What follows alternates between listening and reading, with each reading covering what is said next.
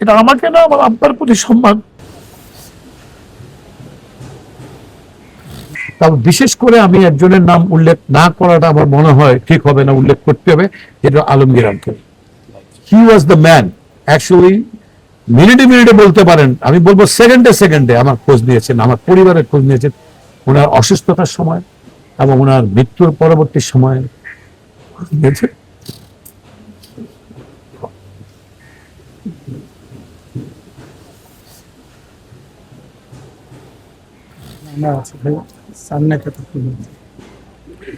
আমি একটু ইমোশনাল হয়েছি এই কারণে, এমপিসির নামটা আমার যখন জ্ঞান বুদ্ধি হয় তখন থেকে আমি শুনেছি। এইভাবে আসার সৌভাগ্য আমার কখনই হয়নি।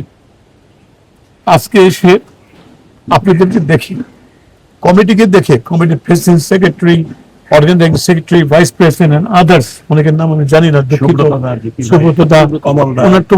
না, কমল দাস, তারা সবাই এখানে এসেছেন।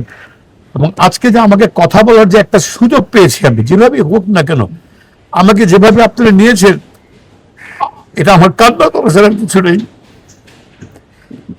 এটা আমাকে না, আমার আব্বার প্রতি সম্মান। এই সম্মানটুকু আমি প্রতিনিয়ত রাখতে চাচ্ছি এবং এই সুবাদে আমি সবার জন্য দোয়া করি। I am also very এল্ডার person, আমি 62 ইয়ার্স ওল্ড।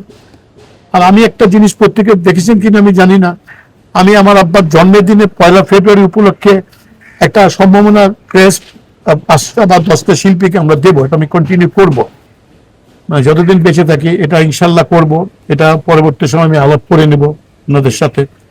আমি আসলে খুব বেশি আর কিছু বলে নিজের ইমোশন আর কান্নাকাটি আর করতে চাই না।